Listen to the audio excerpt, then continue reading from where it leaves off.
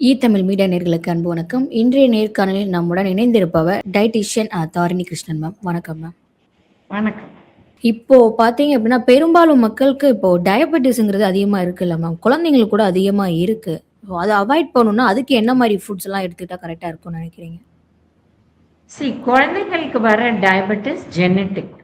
ம். அது நெறைய விஷயம் இப்ப ஜெனட்டிக்கா டெஸ்ட் பண்ணி, அதிலேயே இன்சுலின் தேவையா, இல்ல மருந்து தான் தேவையா, இதெல்லாம் நெறைய ஆராய்ச்சி பண்ணிட்டு வராங்க. அது பிரகாரம் முதல்ல டெஸ்ட் பண்ணி இன்சுலின் குடுக்கணுமா, இல்ல மருந்து குடுக்கணுமான்னு அவங்க அத பார்த்துக்கணும். உணவுல பொறுத்தவரையிலும் வராத இருக்க அப்படின்னா, யாருக்கு வெயிட்னால டயபெட்டிஸ் வருதோ அவங்களுக்கு தான் நம்ம வராத தவிர்க்க முடியும். பட் ஜெனட்டிக்கா ப்ராப்ளம் இருக்கு, அவங்களுக்கு தவிர்க்க முடியாது. புரியுதுங்களா? சோ இந்த மாதிரி இப்போ ஒரு 10 வயசு குழந்தை 80 கிலோ இருந்தா 12, 13 வயசுக்குள்ள அதுக்கு டயபெட்டிஸ் வரக்கூடிய வாய்ப்பு இருக்கு. அண்ட் அந்த டயபெட்டிஸ் பெரியவங்களுக்கு வர டயபெட்டிஸ் அவங்களுக்கு வரும் வெயிட்னால. சோ இவங்க வெயிட்டை குறைச்சாலே அந்த டயபெட்டிஸ் போயிடும். அதுக்கப்புறம் அவங்க வெயிட்டை மெயின்டைன் பண்ணா அது வராத தவிர்க்கக்கூடிய விஷயம். ஓகே. அதான் ரெமிஷன் ஆஃப் டயபெட்டிஸ்னு சொல்றாங்க. யாரெல்லாம் பயங்கர வெயிட் போட்டு மருந்து எடுக்க ஆரம்பிச்சுட்டாங்க, அப்போ அவங்களுக்கு வெயிட்டை குறைச்சிட்டு மருந்தையும் குறைச்சிட்டு 6 மாசம் மருந்து இல்லாத அவங்க சுகரை மெயின்டைன் நார்மல் லெவல்ல மெயின்டைன் பண்ண முடிஞ்சா இது பேர் ரெமிஷன்னு சொல்றோம். அதாவது டயபெட்டிஸ்ல இருந்து அவங்க மீண்டு வந்துட்டான். பட் அதுக்கப்புறம் அவங்க ஃபுல் லைஃப் ஸ்டைல மாத்தி திருப்பி வெயிட் போட்டாங்கன்னா திருப்பி வரக்கூடிய வாய்ப்பு. ஓகே. இப்போ ஜெனடிக் படி இப்போ குழந்தைங்களுக்கு வருதுன்னா, அவங்களுக்கு என்ன மாரி ஃபுட் குடுக்கணும்? ஃபுட் பேசிக்கா அவங்களுக்கு புரத சத்து உள்ள உணவு 3 வேளையும் கொடுக்கணும். பிரேக்ஃபாஸ்ட்லயும் கொடுக்கணும், லஞ்சும் கொடுக்கணும், டின்னரும் கொடுக்கணும். காய் லஞ்ச் அண்ட் டின்னர்ல கொடுக்கணும். அண்ட் ப்ரொபோர்ஷன் எப்படின்னா, ஒரு பாகம் ரைஸ்னா ஈக்குவல் பாகம் புரத சத்து, டபுள் குவான்டிட்டி வெஜிடபிள். இவங்களுக்கு வெஜிடபிள்ல உருளைக்கிழங்கு, சேனக்கிழங்கு, சேப்பங்கிழங்கு கொடுத்தா ரைஸை குறைக்கணும். இப்போ நீங்க உருளைக்கிழங்கு 1/2 கப்பு கொடுத்தா அவங்களுக்கு அன்னைக்கு 3/4 கப் ரைஸ் கிடையாது, அவங்களுக்கு 1/4 கப் தான் ரைஸ். உருளைக்கிழங்குலயும் ரைஸ்லயும் சிமிலரா தான் இருக்கு. அதனால அதை தவிர 1/2 கப்பு பச்சை நிறம் உள்ள காய்கறி, இல்ல வாழைத்தண்டு, வாழைப்பூ, இல்ல பூசணிக்காய், சொரைக்காய், பொடலங்காய், இல்ல கேபேஜ், ப்ராக்கலி, இந்த காலிஃப்ளவர், இல்ல பீன்ஸ், அவரைக்காய், காராமணி, அந்த மாதிரி காய்கறிகள் அவங்களுக்கு கொடுக்க கொடுக்க அவங்க சுகர் கண்ட்ரோல்.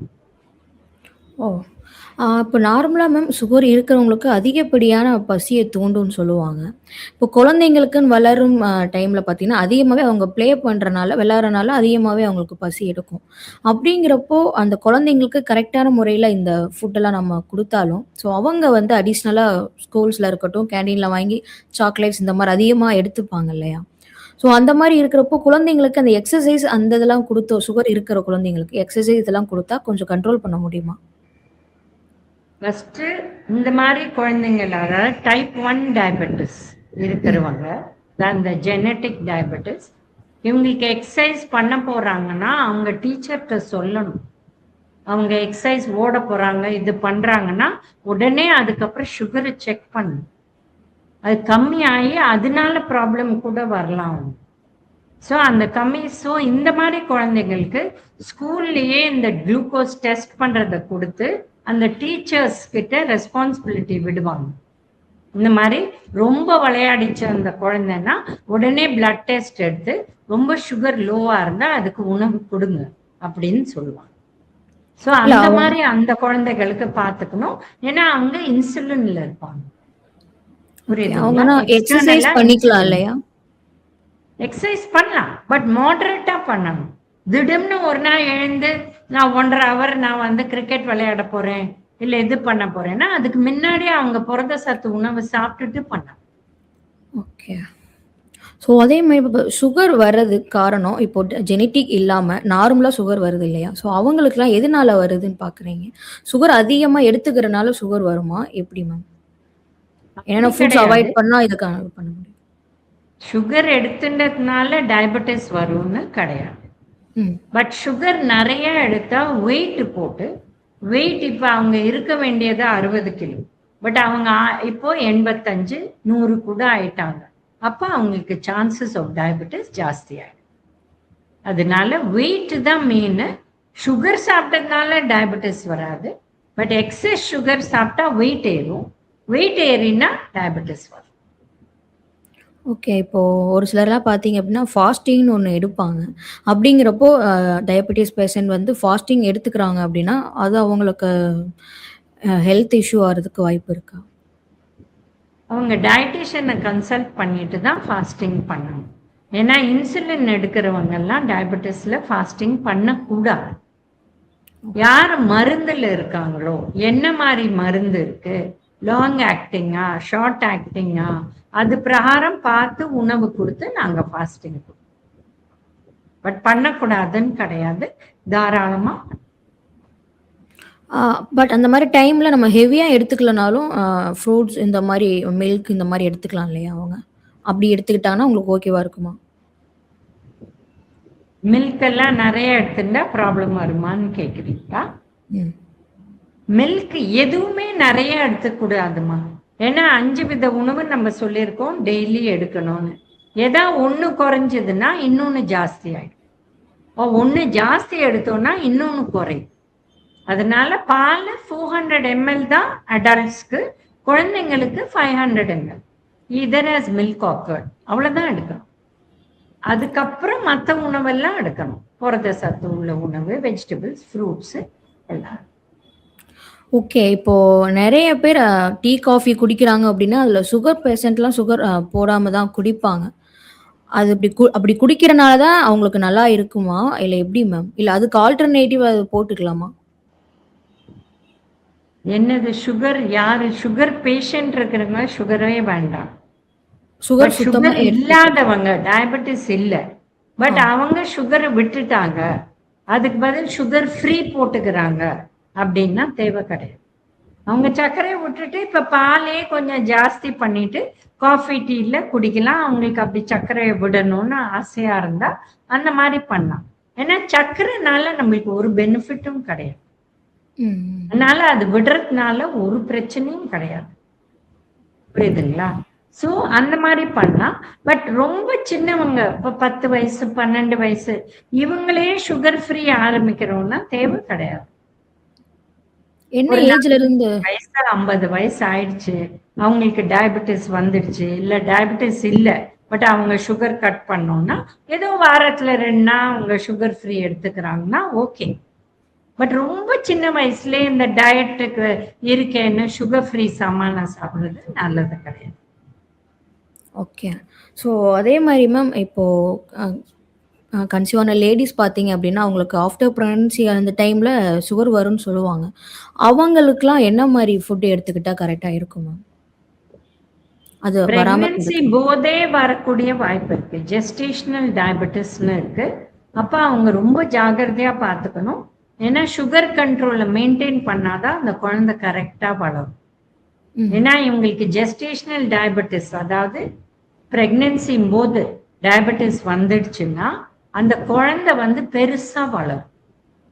அதனால அதை வந்து இந்த சுகரை கண்ட்ரோல் பண்ணா நார்மலா பண்ணலாம். பட் சில பேருக்கு இன்சுலின் கூட எடுக்க வேண்டிய அவசியம் வரும் அந்த டைம். புரியுதுங்களா? ஸோ அதுவும் மெயின் ப்ராப்ளம் என்னன்னா, இந்த டெலிவரி ஆன அப்புறம் எல்லாருமே சொல்றது, முதல் குழந்தை பெற்ற உடனே நான் வந்து 10 கிலோ ஜாஸ்தி போட்டுட்டேன், செகண்ட் குழந்தை முடிஞ்ச உடனே இன்னொரு 10 கிலோ ஜாஸ்தி போட்டுட்டேன், என்னோட வெயிட் வந்து ப்ரீ பிரெக்னன்சி வெயிட் 60க்கும் கீழே தான் இருந்தேன், இப்ப 80க்கும் மேல வந்துட்டேன் அப்படின்னு சொல்லுவோம். இது அவசியமே இல்லை. அவங்க 6 மாசம் தாய்ப்பால் எக்ஸ்க்ளூசிவா கொடுத்துட்டு 1 வயசு 1.5 வயசு வரலாம் அந்த குழந்தைக்கு ஃபீடிங் பண்ண அப்புறம் இவங்க வந்து வெயிட்டை குறைச்சு நார்மலுக்கு வந்துடலாம். அதை ஃபர்ஸ்ட் பண்ணணும். அது பண்ணினாலே டயபெட்டிஸை தவிர்க்கலாம். பட் டயபெட்டிஸ் வந்துடுச்சு, அவங்களுக்கு போஸ்ட் டெலிவரி கூட டயபெட்டிஸ் வந்துடுச்சுன்னா நார்மலா எல்லாரும் சாப்பிடுற மாதிரி தான் டயபெட்டிஸ்க்கு நம்ம சொன்னோம். காய் நிறைய சாப்பிடணும் 2 வேளையும்.